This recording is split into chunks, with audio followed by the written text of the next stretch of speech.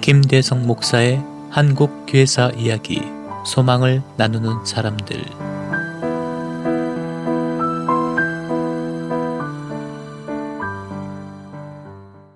목요일에 전하는 한국교회사 이야기 5분 컬럼, 그 8번째 이야기, 한국을 사랑한 선교사 헐버트에 대해서 이어가겠습니다. 지금까지 아시아와 아프리카 지역에서 기독교가 환영받지 못하는 큰 이유는 서구의 식민주의 역사에 있습니다. 유럽 열강들은 2차 세계대전 이전까지 제3세계에 많은 식민지를 가지고 지배하고 있었습니다.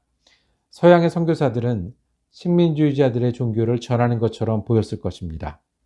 이에 대한 반감으로 곳곳에서 민족 전통 종교에 대한 애착과 반서구주의가 더 크게 작용했던 것도 사실입니다.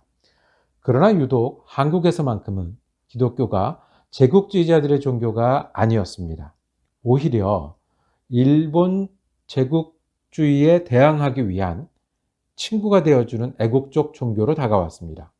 그 중심에는 한국을 진심으로 사랑하여 헌신했던 하머 헐버트와 같은 선교사들의 일생이 있었습니다.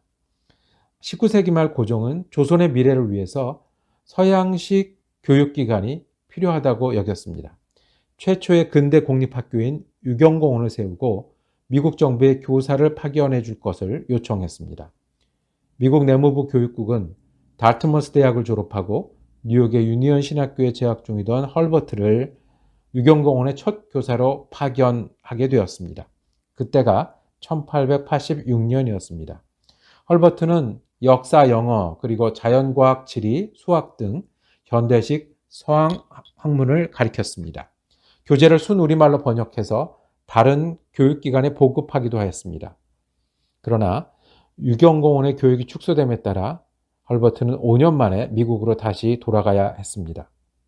미국의 군사학교 교사로 재직하던 헐버트에게 당시 한국에서 선교사로 활동하던 아펜젤러 목사가 찾아왔습니다. 그의 방문과 설득은 헐버트로 하여금 감리교 선교사가 되어 다시 한국을 찾게 하는 계기가 되었습니다. 헐버트는 1893년부터 동대문 교회의 목회와 감리교 산문 출판사를 통한 문서 선교에 집중하였습니다. 특히 코리안 레포지토리, 또 코리아 리뷰 등의 영자 학술지를 통해서 한국의 역사와 문화, 그리고 정치적 상황을 알리는 데 앞장섰습니다.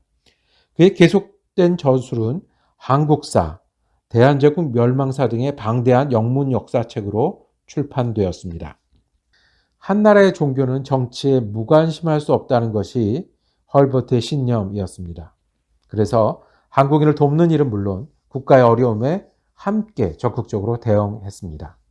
그는 교회와 목회를 넘어서서 독립협회를 세우는 일에 직접 참여하였고 당시 애국청년운동인 YMCA의 초대 회장으로 활동하였습니다.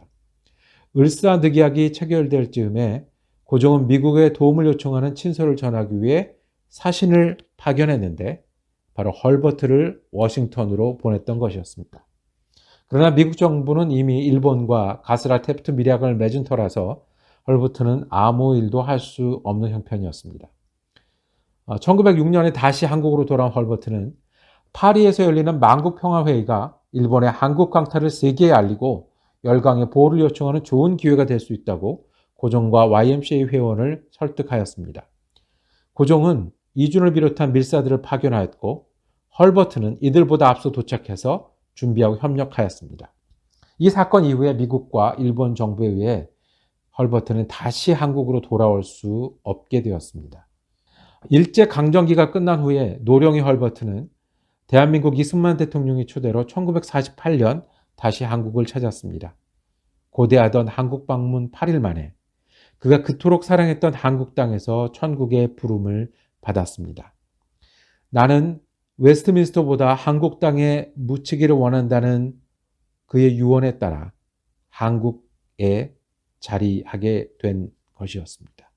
오래전에 한국에서 어린 나이에 세상을 떠났던 첫 아들 곁이었습니다. 헐버트는 한국인보다 더 한국을 사랑했던 선교사로 불리웁니다. 신앙심과 애국심이 동의어가 되었던 한국 기독교 역사는 헐버트 선교사처럼 평생 한국과 한국인을 사랑했던 초기 선교사들의 일생이 밑거름이 되었습니다. 그 위에 지금도 민족을 위한 간절한 기도가 계속되는 교회가 되어서 감사한 마음입니다.